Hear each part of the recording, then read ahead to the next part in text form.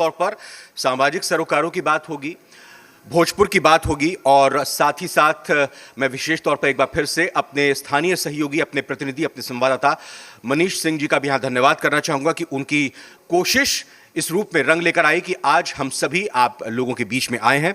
कार्यक्रम को आगे बढ़ाते हुए मैं शुरुआत करना चाहूंगा आपके अगले सेशन की, और सबसे पहला जो आज का सेशन है वो हमारा माननीय बिहार सरकार के उप मुख्यमंत्री श्री तारकिशोर प्रसाद जी के साथ होगा।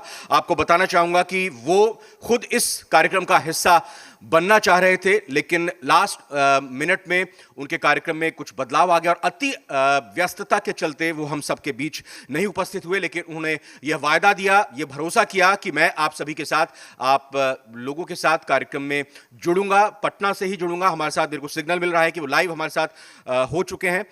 तारकिशोर प्रसाद जी, बहुत बहुत स्वागत है सर आपका जी बिहार झारखंड की आज की इस कड़ी आत्मनिर्भर बिहार भोजपुर की बात में। पहला सवाल सर सीधा मेरा यही है कि आप तो लगातार हमारे साथ अलग अलग जगहों पर जुड़ते ही रहे हैं, स्थानीय स्तर पर जाकर जो हम जागरूकता अभियान चलाते हुए आज आत्मनिर्भर बिहार भोजपुर की बात करने के लिए आए हैं, इसको आप क्या कहेंगे? निश्चित रूप से जी बिहार झारखंड ने जागरूकता अभियान के माध्यम से जो जिले के स्थानीय सवाल हैं उसको बेहतर ढंग से रखने का प्रयास किया है, जिससे कि एक हम बेहतर ढंग से हम उसका रोड मैप भी बना सकें, जिससे उसे विकास की पटरी और विकास की धारा से जोड़ सके। सर, ये सिर्फ आत्मनिर्भर बिहार एक परिकल्पना ना, एक मुहावरा ना, एक बात ना बनकर रह जाए, इसको साकार भी करना है और साकार करने की जिम्मेदारी आपके ऊपर भी है, सरकार पर है। हम आपसे समझना चाहेंगे इसको लेकर योजनाएं क्या हैं? देखिए, आत्मनिर्भर बिहार के 7 निश्चय 2 पर हमने कई एजेंडों को लागू करने का प्रयास किया है, और जहाँ तक भोजपुर जिला की बात है, भोजपुर के विकास के लिए भी कई चीज़ें हैं, क्योंकि भोजपुर वीर कुंवर सिंह ऐसे क्रांतिवीरों की धरती रही है और भोजपुर का एक बहुत पुराना इतिहास है। भोजपुर जिले के विकास के लिए, आत्मनिर्भर बिहार के लिए 7 निश्चय 2 अंतर्गत जितने भी कार्यक्रम हैं उन सबों को हम सब लागू करने का प्रयास करेंगे। मैं वही आपसे समझने की कोशिश करना चाह रहा हूं कि नगर विकास की अगर बात करें तो इसको कैसे आगे बढ़ाने की योजना है, क्या कुछ इसके पीछे आप लोगों की सोच है? और इस संबंध में आरा पर फोकस करते हुए भोजपुर पूरे जिले को समग्र रूप से इस पर केंद्रित होते हुए कोई योजना? जी बताइए। वैसे तो पूरे बिहार के स्थानीय नगर निकाय के विकास के लिए हम संकल्पित हैं, लेकिन आरा नगर निगम के अंतर्गत जो बुनियादी सुविधाएं हैं, जो नगर की बुनियादी सुविधाएं हैं, उसको लागू करने का हम प्रयास कर रहे हैं। और बिहार विधानसभा के सत्र के बाद जो जल जमाव है, जो नाले हैं, जो जर्जर सड़कें हैं और जो नाले का गंदा पानी है, उसका ट्रीटमेंट करके उस जल को नहर में या फिर उसे निष्पादित करने का जो अभियान है, वो सारे चीज़ों को हम लागू करने वाले हैं, क्योंकि आरा काफ़ी पुराना शहर है और आरा का विकास शाहबाद का विकास है, आरा का विकास भोजपुर का विकास है, क्योंकि भोजपुर की अपनी एक पारंपरिक क्षेत्रीय संस्कृति रही है और भोजपुर क्रांतिवीरों एवं साहित्यकारों की नगरी रही है आरा। इसलिए हमारा प्रयास है कि जो नगर विकास एवं आवास विभाग से जी नगरीय विकास के जो डिफरेंट डायमेंशन है, उस सभी डायमेंशन पर हम काम करेंगे, क्योंकि आने वाले वर्षा के दिनों में आरा में जल जमाव नहीं हो, इसे सुनिश्चित करने के लिए कई योजनाओं को हम लागू बिल्कुल, करने जल वाले हैं। जमाव और जाम तो महत्वपूर्ण समस्या है ही, और इसका इंतजार भी लोगों को है कि किस रूप में आप इसका समाधान निकालेंगे। लेकिन एक समस्या न सिर्फ भोजपुर की, या एक आशा जो है पूरे बिहार के युवाओं की है। यहाँ पर भी युवाओं के प्रतिनिधि बहुत हमारे साथ इस कार्यक्रम में जुड़े हुए हैं। 19 लाख रोजगार सृजन करने की, रोजगार के अवसर पैदा करने की आपने बात कही थी। आपने सरकारी रोजगार की बात नहीं कही थी, मैं इसको और क्लैरिफाई करूंगा। लेकिन सर, इस रूप में काम क्या हो रहा है? क्या आप करेंगे कि यह वादा आपका पूरा हो? नहीं, देखिए, हमारी जो सरकार है वो सिर्फ वादा नहीं करती है, उसको पूरा करने का प्रयास करती है। और उसी संदर्भ में हम सबों ने जो हमारे नौजवान हैं उनको स्वरोजगार का अवसर देने का जो वादा किया है, उस योजना पर हम सब काम करना प्रारंभ कर दिए हैं। और यही कारण है कि आज कौशल विकास एवं उद्यमिता विभाग के का हम सृजन करने जा रहे हैं। और साथ ही साथ जो राजकीय पॉलिटेक्निक है, ITI है, वहाँ सेंटर ऑफ एक्सेलेंस की स्थापना भी करेंगे। और प्रमंडल स्तर पर टूल्स ट्रेनिंग सेंटर की स्थापना कर रहे हैं, जिससे कि इन दो संस्थानों से जो नौजवान उत्तीर्ण होंगे उन्हें आधुनिकतम यंत्रों के द्वारा उन्हें प्रशिक्षण दिया जाएगा। और साथ ही जो नौजवान हमारे राजकीय पॉलिटेक्निक या ITI के उत्तीर्ण नहीं होंगे, उसके लिए प्रत्येक जिला मुख्यालय पर मेगा स्किल सेंटर की हम स्थापना कर रहे हैं, या जो आधुनिकतम जो तकनीकी है उन तकनीकों की उन्हें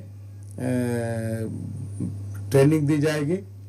और हमने प्रयास किया है कि जो हमारे उद्यमी हैं उन्हें 5 लाख रुपया सरकार ऋण के बतौर देगी और 5 लाख रुपया अनुदान के रूप में देगी। और ऋण के रूप में भी महिला एवं जो हमारे अनुसूचित जाति जनजाति के नौजवान हैं उन्हें सूद रहित हम ऋण देने जा रहे हैं। सिर्फ सामान्य वर्ग के नौजवानों को 1% का ब्याज लगेगा। और महिला उद्यमियों को भी हम सूद रहित 5 लाख रुपए की राशि देने जा रहे हैं, और 5 लाख रुपए अनुदान के रूप में उन्हें दिया जाएगा। हम चाहते हैं कि हमारी जो बहनें हैं वो भी उद्यम के द्वारा अपने परिवार का भरण पोषण कर सकें। और जो अलग अलग क्षेत्र हैं वहां भी रोजगार के अवसर को हम सब तलाश रहे हैं, क्योंकि रोजगार के अगर अवसर मिलेंगे उसी से वो अपने परिवार का भी भरण पोषण करेंगे। बिहार की अर्थव्यवस्था कृषि पर आधारित है, और अगर मैं यहाँ पूरे भोजपुर की बात करूं तो यहाँ पर भी कृषि में बहुत सारी संभावनाएं हैं। फूड प्रोसेसिंग यूनिट हो या कृषि के जो उत्पाद हों उनको बेहतर बाजार मिले, और जो युवा इस क्षेत्र में बढ़ चढ़कर अपनी हिस्सेदारी अब निभाएं, इसको लेकर आप क्या संदेश देना चाहेंगे और क्या योजना है कृषि पर फोकस करते हुए?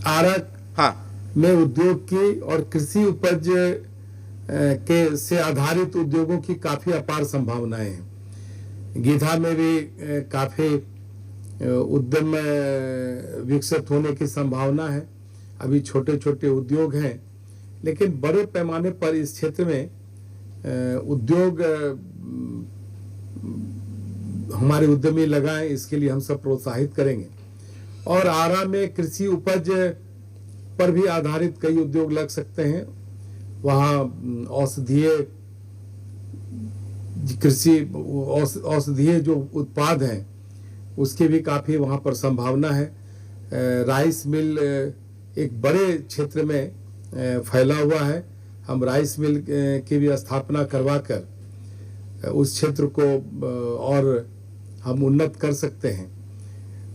फूलों की खेती के द्वारा भी वहाँ काफ़ी संभावनाएं बनी हैं, जिससे अपने जो छोटे छोटे उद्यमी हैं फूलों की खेती करके भी अच्छी आमदनी कर सकते हैं। इसलिए जो भोजपुर जिला में इस तरह की काफ़ी संभावनाएं दिख रही हैं।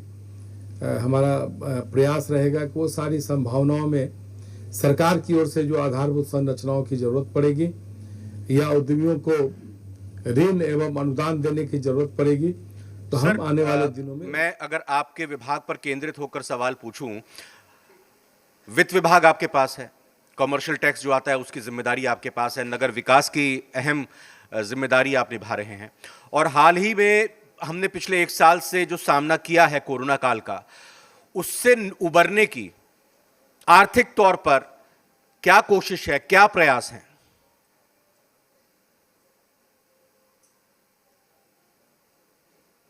हाँ, आवाज आ रही है ना सर? जी सर, बताइए प्लीज। नहीं, देखिए, कोविड-19 के कारण जो एक वैश्विक आर्थिक मंदी आई, उससे धीरे धीरे भारत भी उभरा है और बिहार भी धीरे धीरे उभर चुका है। और उसके कारण कई चीजें ठहर सी गई, लेकिन हम सब फिर से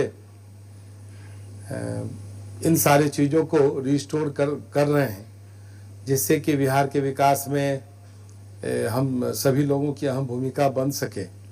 और हमारा प्रयास है कि जो बजटीय आकार हमने प्रस्तुत किया है, वो बजटीय आकार बताता है कि हम जो आर्थिक मंदी थी उसके कष्ट को सहते हुए भी जी, बिहार के विकास के लिए जो बजटीय आकार बनाया है, उस आकार से हम बिहार को आगे बढ़ाने में सफल होंगे और बिहार एक बार फिर कोरोना के प्रभाव से मुक्त होकर विकास की ओर बढ़ चलेगा। माननीय उप मुख्यमंत्री जी, मैंने जैसा पहले भी कहा कि आप का कार्यक्रम यहां पर शामिल होने का था, लेकिन व्यस्तता के चलते आप नहीं आ पाए। जो लोग इस वक्त यहां बैठे हुए हैं कार्यक्रम स्थल पर, जो लोग हमारी बातों को सुन रहे हैं, जो आपके जवाब को सुन रहे हैं और जो हमारे सोशल मीडिया प्लेटफॉर्म के जरिए बाद में भी आपकी बातों को सुनेंगे, भोजपुर के लोगों के लिए, युवाओं के लिए आपका संदेश आखिर में?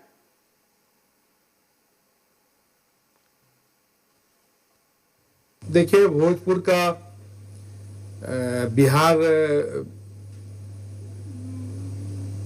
बिहार के स्तर पर काफी उसका महत्व है और भोजपुर कई मायने में काफी अग्रणी जिला रहा है।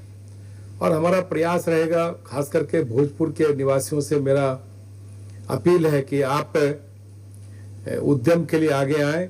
हम उद्यमियों को प्रोत्साहित करेंगे, सरकार की ओर से उन्हें सारी सुविधाएं हम सब प्रदान करेंगे और जो आधारभूत संरचनाओं की जरूरत पड़ेगी वो सारी चीजें हम उपलब्ध कराएंगे उन्हें, जिससे कि वे बेहतर ढंग से जी अपने पैर पर खड़ा हो सके।